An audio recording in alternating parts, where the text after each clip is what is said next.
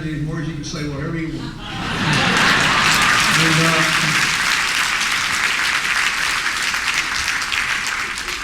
Of course, if your wife is a senator, you have to be somewhat careful.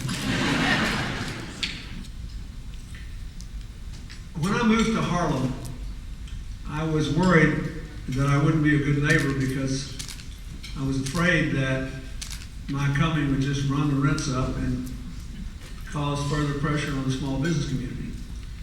And for any of you who spent any serious time in Harlem, you know basically it's about the churches, the music, and the small businesses, right down to the street vendors that hawk you when you try to walk by 125th Street. So I met with the local Chamber of Commerce and other business leaders and bankers and devised an economic development program to try to help new and existing small businesses. It turned out to be the best microeconomic program I've been involved with in all my 30 years in public life since I started working on such matters.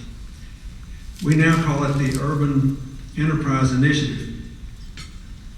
And it built on what I tried to do as president. We doubled the number of SBA loans to African Americans and cut the loan application from an inch thick to a page long.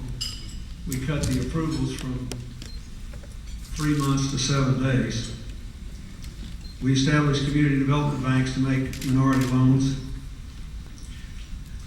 I believe very much in empowerment, and that's what business ownership does.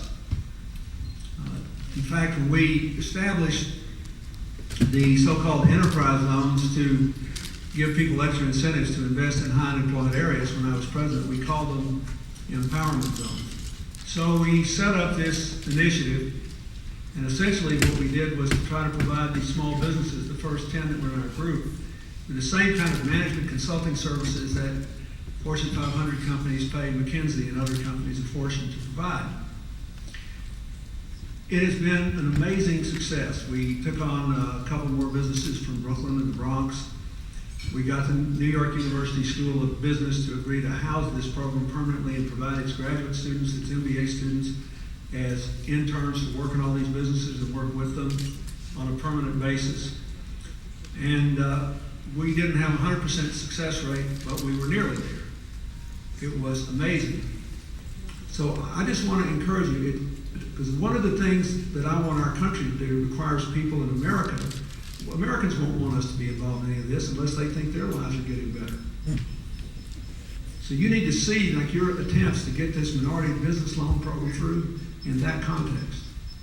You're not only doing something to try to make sure people you care about have a chance to have the life you have, to start a business, keep a business, and keep it going, but by spreading the circle of opportunity in America, you make more people willing to share the responsibilities of taking on the bigger challenges of the world.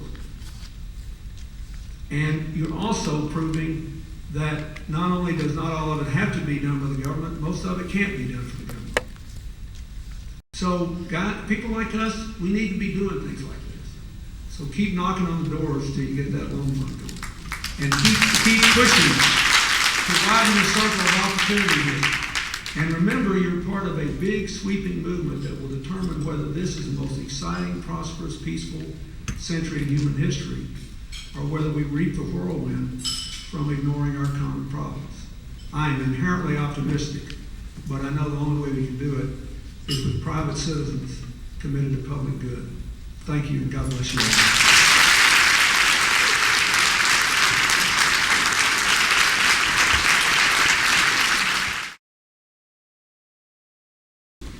We're going to present the chairman of the African American Chamber of Commerce and Senior Vice President at Entergy, Kenneth Leobos. They're presenting to you, Mr. President, a check for $10,000 for the foundation.